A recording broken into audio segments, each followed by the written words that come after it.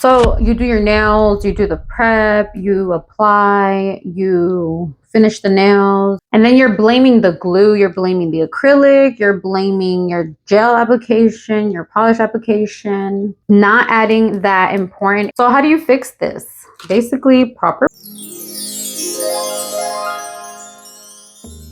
While your nails are lifting and it's not what you think. If your nails are lifting after a couple days after application, it's not the product that you think it is. So you do your nails, you do the prep, you apply, you finish the nails, and then all of a sudden you have lifting or they're completely off after a couple of days. And then you're blaming the glue, you're blaming the acrylic, you're blaming your gel application, your polish application.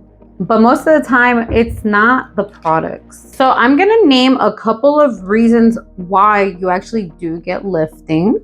So I have my little notes here. So the first thing is incomplete prep. You have leftover cuticle, you leave some shine on the nail plate. So make sure you buff out all of that shine or else it'll just slip off.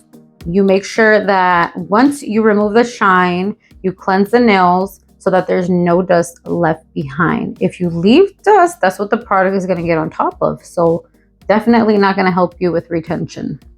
And the other thing is like I said, adding your natural oils onto the nail plate. Now you're just basically making a shiny surface again, so there was no point in buffing. So you have to make sure after you buff, you cleanse the nails properly, and then you make sure that you don't touch it with your natural nail, and you make sure if you're doing nails on somebody else, you tell them please don't touch your nails, don't do anything until we're done with application, because then their nails, if you tell them like your nails are literally going to pop off if you do touch anything, and I can't guarantee that they will last, right? The next thing is flooding your cuticle. If you get, basically, because I did these on another video. So this was the don't and this was the do, right? And with the don't, if you can see, I flooded the cuticle. You obviously can't see too much. I should have put it in color. It would probably be better, but this got flooded right here. There's product here, and here I sealed it where I cleaned in the middle of that little part here to create that border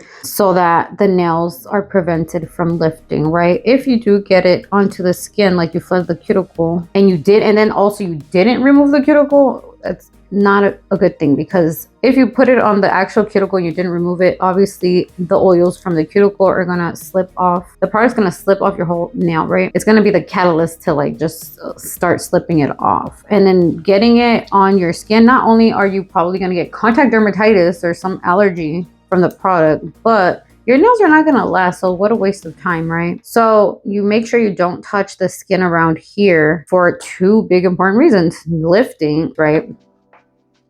Make sure you flush it and you're not flooding it and not touching the skin or anything like that.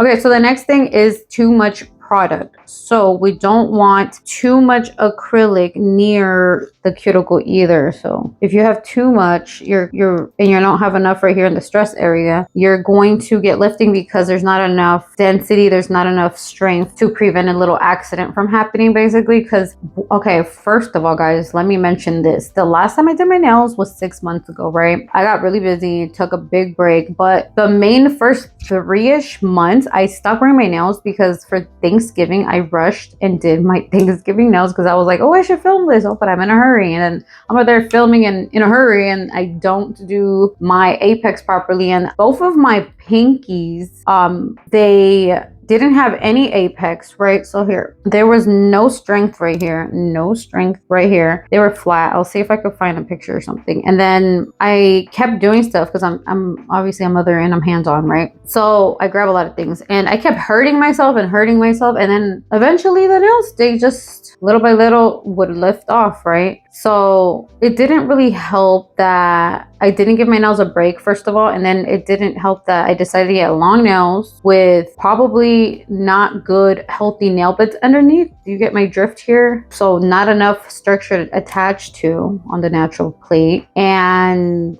not adding that important apex to make sure in case something happens, just tugging or anything like that, that you have a chance of preventing a little accident like that, right? Where my nail, basically there was no strength here, right? So when something happened, it tugged it, right? It's, imagine like getting tugged either back or, you know, forward. And because this was so thin, right? The whole thing came, like, well, not the whole thing, half of it came off because probably my weaker area was right there, right? So it ended up, you see this little point right here where the stress area should be? That's exactly where my natural nail split in half. Yeah, both of them, both pinkies, right? So it can happen to anyone, especially if you're negligent. You're like I was being negligent with not putting the proper apex and all that stuff, right? So that's really important to remember. Proper apex, and don't over bulk them. Sometimes they feel like I do that to my nails, and then right now I feel like that, but it's also because my nails grown out. So the stress areas in a different place now. They definitely need to get done. So don't make the stress area too thin. Make sure it has enough foundation. And remember, don't make the cuticle area too thick either. It has to be nice and flushed.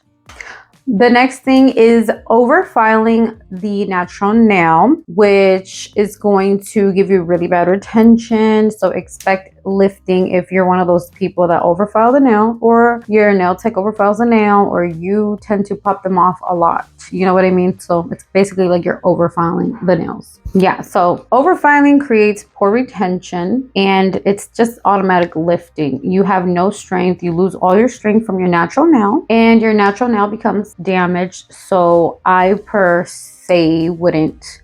I myself don't think it's a good idea to add. I just want this. I per se don't think it's a good idea to add any products to a damaged nail because there's no point.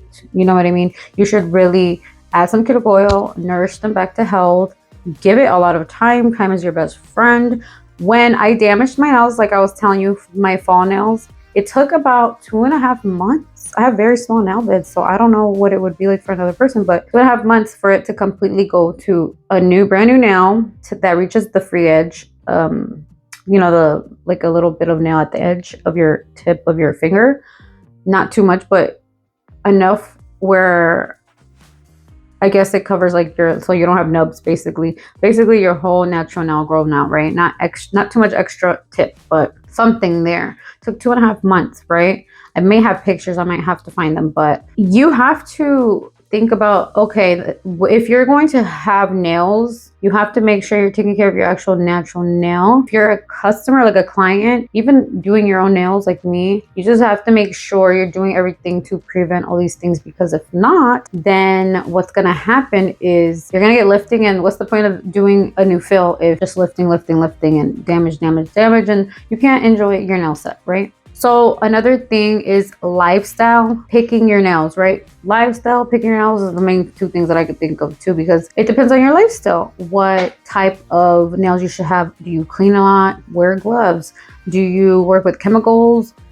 Do you pick things up? Maybe you should wear shorter nails. I technically have longer nails because I know how to deal with them. I have kids now. My youngest is getting a little bit more independent, so I'm starting to wear longer nails again. And so so basically what I'm saying is, depending on your lifestyle, it can cause damage to your nail as well. Because if you're always touching chemicals, like cleaning the house, and you don't wear gloves, if you work with your hands a lot, it just depends if you're tugging at them too much.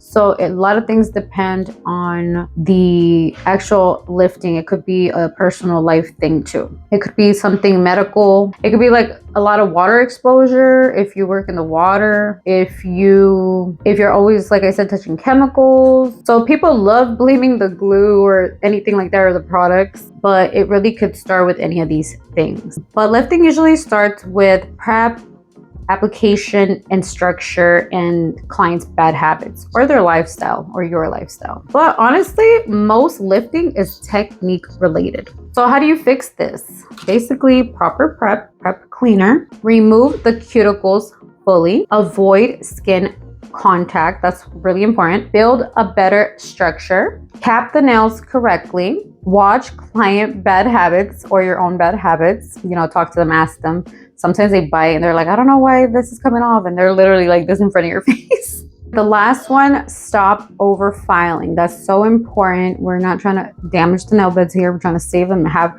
a good foundation to lay any product we want on our nails. So if your nails are lifting, it's probably not the glue. It's just a step that nobody taught you how to fix. Save this video for more nail education that makes sense. Well, see you guys next time. Bye.